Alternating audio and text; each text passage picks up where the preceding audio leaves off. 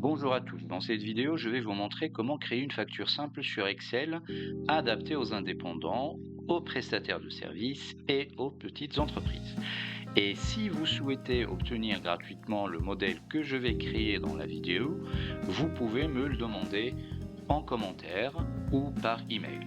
Pour réaliser cette facture, nous allons utiliser quelques notions essentielles d'Excel qu'on a précédemment abordées dans d'anciennes vidéos. Alors, la première notion, c'est la multiplication, la deuxième, c'est la fonction somme, et la troisième notion, c'est le calcul d'un pourcentage, et enfin, la mise en forme. Alors, on commence par la mise en forme. Alors d'abord, j'ai besoin des informations de la facture, ça veut dire les informations du client.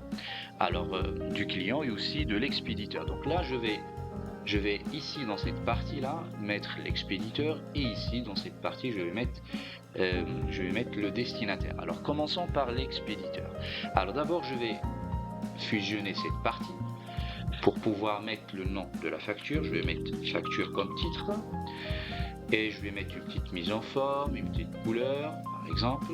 Ici je vais mettre le nom de l'expéditeur. Donc je vais prendre un nom fictif, je vais mettre société comme par exemple, société comme, et ici je vais mettre son adresse, par exemple 12 rue exemple. Et ensuite je vais mettre le code postal de la ville où se trouve l'entreprise, et ici je vais mettre, c'est pas obligatoire mais je peux mettre le mail de l'expéditeur. Donc là je vais mettre un mail fictif pareil, voilà, arrobase, et on met comme.fr par exemple. Et ici on va mettre, donc en France normalement c'est obligatoire, il faut mettre le numéro de SIRET. Alors numéro de SIRET, l'identifiant principal d'une entreprise, donc on va mettre un identifiant fictif par exemple, et une fois on met le numéro de SIRET, on va mettre maintenant les informations obligatoire de la facture. Le numéro de la facture qui est obligatoire. Alors, numéro de facture, il peut être incrémenté automatiquement, mais ça, on va le voir dans de prochaines vidéos. Et après, il faut mettre obligatoirement la date du jour, le jour où la facture a été éditée. Alors, donc là, à la date, on avait fait une fonction principale pour avoir la date d'aujourd'hui. Alors, cette fonction, ça se fait avec la formule aujourd'hui. Donc, je vais faire égal et je tape le mot aujourd'hui et je fais double-clic et je fais entrée. Donc là, j'ai la date du jour. Et si je veux transformer cette date en date longue, vous avez ici le format de date adapté que vous pouvez utiliser. Par exemple, ici on peut utiliser une date longue si vous le souhaitez, ou une date courte si vous le souhaitez aussi. Alors une fois on met le numéro de la facture, la date, là il faut mettre obligatoirement les informations de votre client, donc là, ou du client en général. On met client, moi je mets client X, voilà par exemple. Voilà, je vais mettre une adresse fictive, voilà, 25 avenue du client, voilà. Et ici, je vais mettre un code postal fictif aussi, par exemple. Voilà, donc là, j'ai mis les informations obligatoires et essentielles de la facture. Donc je peux rajouter aussi le numéro de SIRET du client, donc pareil aussi, c'est des informations obligatoires qu'il faut mettre sur une facture. Il y a d'autres informations obligatoires, je vous laisse faire une petite recherche en ligne. Il peut y avoir aussi une mention où en cas de retard, le client paye une pénalité qui peut être aussi obligatoire dans une facture. Alors nous, ce qui nous intéresse, c'est le calcul des éléments de base d'une facture. Alors maintenant, une fois on tape toutes les informations obligatoires de la facture, l'expéditeur, le numéro de facture, la date et le nom du client. Donc là, on va passer aux éléments essentiels du calcul sur Excel. Alors les éléments essentiels pour calculer le montant sur la facture, ils sont 4, il y a la désignation, Ensuite, il y a la quantité achetée. Et ensuite, il y a le prix unitaire, et je précise bien hors taxe. Prix unitaire acheté hors taxe, ça veut dire sans TVA. Et après ici, on a besoin d'un dernier élément, c'est le total hors taxe. Le total hors taxe des éléments achetés par le client. Alors nous, on va mettre des éléments fictifs, on va mettre produit 1 par exemple, et on va mettre 3 produits, produit 2 et produit 3.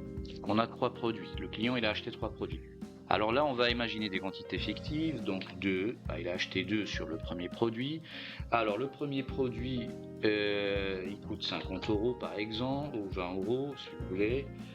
20 €. Le deuxième produit, il en a acheté 5, il coûte 50 €. Et le dernier produit, il en a acheté 6 et il coûte 80 €. Alors, une fois on fait ça, on peut maintenant faire le format monétaire pour les prix. Alors comment on fait le format monétaire? Pareil, vous pouvez voir ça dans d'autres vidéos que j'ai faites sur ma chaîne. Alors on sélectionne et en fait, soit on va dans standard ici et on cherche monétaire, ou sinon tout simplement il y a un petit bouton ici qui s'appelle format nombre comptabilité, ça veut dire format monétaire. On clique dessus, vous allez voir que les chiffres se transforment en euros.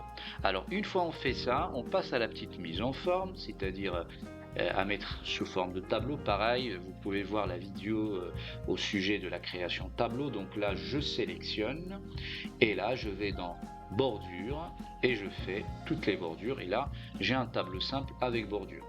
Alors une fois vous faites ça, donc vous faites un petit peu de mise en forme. Donc là on va mettre un peu de gras ici, on va mettre une petite couleur de fond, voilà, et voilà. Donc là ici pareil, on peut mettre un peu de gras ici aussi.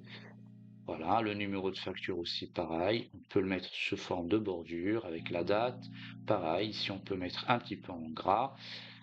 Et voilà, donc là, on a les éléments de base au niveau de la mise en forme. Alors maintenant, on va passer au calcul. Alors là, ici, on a la quantité 2. Ici, on a 20 €.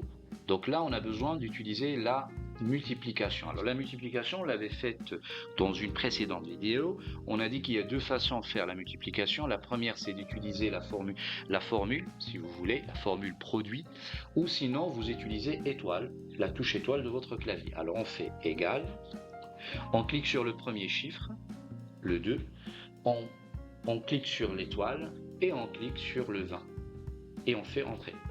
Donc là il donne 40 €. Pour le reste, je n'ai pas besoin de refaire la même chose. Je fais tirer la poignée de recopie et là ça donnera les chiffres automatiquement. Alors une fois j'ai le calcul des quantités et des prix unitaires et j'ai les totaux hors taxes pour chaque produit, il me faut les totaux hors taxes pour l'ensemble des produits. Alors les totaux hors taxes pour l'ensemble des produits, je vais devoir le faire à part dans une cellule à part. Donc là ici par exemple je rajoute total acheté de tous les produits. Comme en fait tant, donc là on vient ici et on a besoin de la touche plus ou bien on a besoin de la fonction somme. Donc on va faire égal somme, donc là on va faire le total de tout ça, on tape somme, on fait double-clic sur le menu déroulant qui s'affiche et on sélectionne 40, 250, 480 et on fait la toute entrée et là ça donne le total hors taxe de l'ensemble des produits. Alors une fois on fait ça, on a besoin d'un avant-dernier élément, c'est la taxe qu'on va verser aux impôts qui s'appelle la TVA. Alors la TVA, taxe sur la valeur ajoutée, ça dépend des secteurs d'activité. Donc nous on va aller sur 20%, on va dire que c'est 20% le taux de TVA. Donc là on peut le mettre ici, on va mettre TVA et on met 20%, voilà, et on met 20% comme ça. Alors pour le calcul, il va falloir faire égal, c'est une multiplication ce qu'on va faire, ça veut dire on va prendre le total hors taxe et on va le multiplier par 20%. Donc alors là, 20%, on va le mettre manuellement parce qu'on ne peut pas cliquer sur la cellule C14 où il y a le mot TVA. Comme il y a du texte et du chiffre, on ne peut pas cliquer dessus. Donc voilà, il va y avoir une erreur en termes de calcul. Donc là, on le tape manuellement et on met le sigle pourcentage de votre clavier et on fait entrer. Alors, les 20% du 770 euros, c'est 154 euros. Alors là, on a le montant qu'on va verser à la TVA, plutôt aux impôts, et le montant de la TVA qu'on va verser aux impôts. Maintenant, il faut le total que le client va payer à la fin. Alors le total que le client paye à la fin, on l'appelle total TTC. Alors, total TTC, et bien le total TTC, il va falloir faire une addition du total hors taxe et une addition du montant de la TVA obtenue. Donc là, on va faire égal. Cette fois-ci, on ne va pas utiliser la fonction somme, on l'a déjà faite. On va varier les astuces.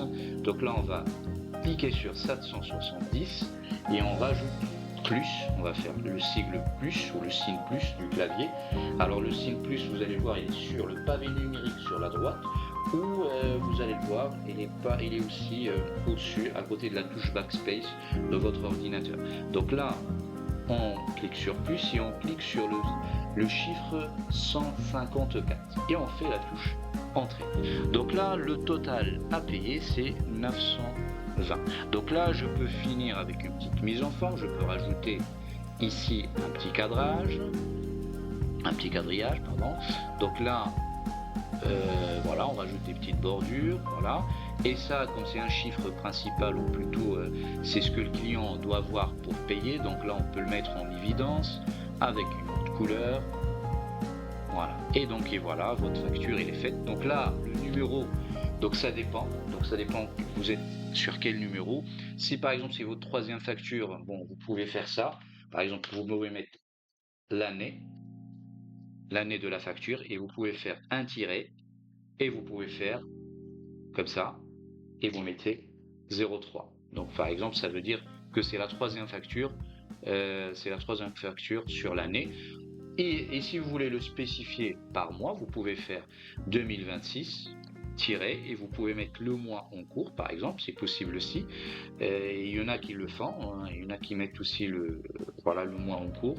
Donc vous pouvez mettre, donc par exemple, voilà, mois d'août, exemple, et là, et vous pouvez mettre 000 et 3, ça veut dire qu'il signifie le nombre de fois où vous avez fait la facture. Alors une fois que vous faites ça, donc votre facture est prête. Pour les prochaines factures, vous avez qu'à changer les quantités et vous avez qu'à changer les prix unitaires et les calculs se feront automatiquement. Alors n'hésitez pas à vous abonner ou à me faire un commentaire si ce modèle vous convient. Si par exemple vous voulez avoir ce modèle sur lequel on a travaillé, vous pouvez me le demander en commentaire ou vous pouvez m'envoyer un mail et je vous le transmettrai avec plaisir.